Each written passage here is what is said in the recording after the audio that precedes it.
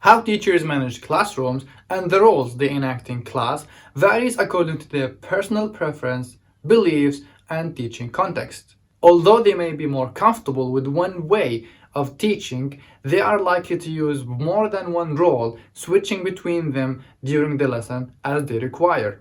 Additionally, how teaching is contextualized will also affect the role teachers assume in the classroom.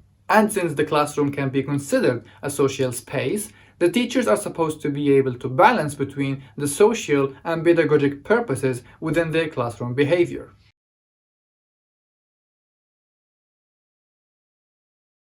Welcome everyone, I'm Khalid Dugri. I'm an English teacher, and in my channel I talk about English teaching skills, strategies, theories, and other aspects. So if you're new to the channel, consider subscribing. Now let's jump in the video.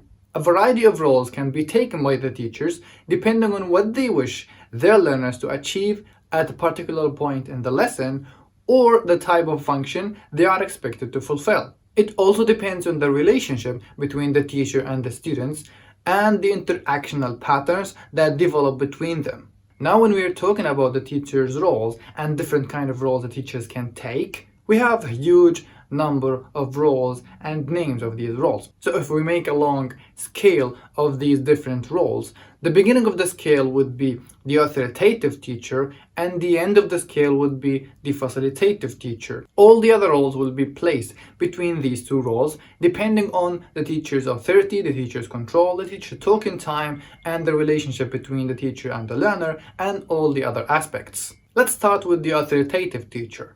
The teacher's authority itself is usually derived from two positions. The first one is social and institutional position, where the teacher believes that he has the right to tell the students exactly what to do and they have to follow his orders because he is the teacher and just because he is the teacher.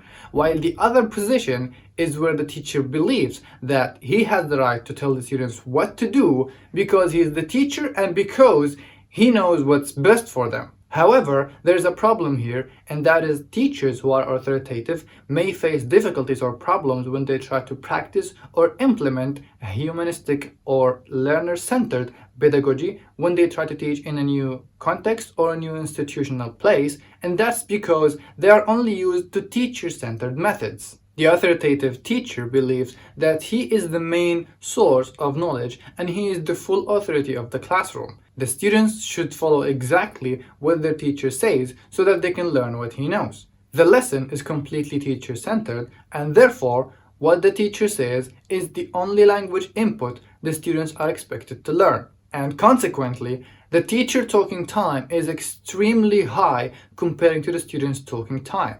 There are only few utterances provided by the teachers, which will of course affect their fluency in a negative way. The teacher also does not concern himself with the student's emotional state or his rapport with them, because he does not believe that these are even elements in the learning process. However, this will affect the student's motivation in a negative way, which is a main element in the learning process. Now moving on to the end of the scale, let's talk about the facilitative teachers. Teachers who are facilitators believe that their main responsibility is to help students achieve their goals, whatever the teacher role or roles is in the classroom. They also believe that they do not cause learning directly. Instead, they provide the conditions and situations which will help the learners to learn and for the learning to take place. The learner himself should not be seen as the object of teaching, but as the subject of learning. Teachers who facilitate learning may be required to act as prompts for learners, take account of interpersonal relationships within the classroom, and provide language resources when appropriate. The ways in which teachers achieve this will depend on various factors, including the student's age, their second language level, and motivation, which is not even considered with the authoritative teachers. Generally speaking, teachers who are facilitators have many different roles within that specific role, including a leader who is establishing situations likely to promote communication between the learners, an advisor who can comment or guide them within their activities, and even a co-communicator who engages in the activities along with the students. The lessons are likely to be student-centered as the teacher's talk is not the only language input the students are supposed to learn. But in fact, what anyone says during the lesson can be a language input that can be learned. With that being mentioned, the teacher talking time is significantly low while the student's talking time is noticeably high, which will of course promote their fluency. The students actually speak in their class and communicate with each other a great deal as if they were in real situations. Even when the teacher does speak, it is to promote the students' learning, to guide them, or to participate with them. And when he speaks, he grades his language to the student's level with using simple sentences with simple grammar and with pausing from time to time. Now let's move on to today's question. Why do you think learners don't learn what their teacher teaches? So this brings me to the end of my video. I hope you have a good day and I'll see you next time.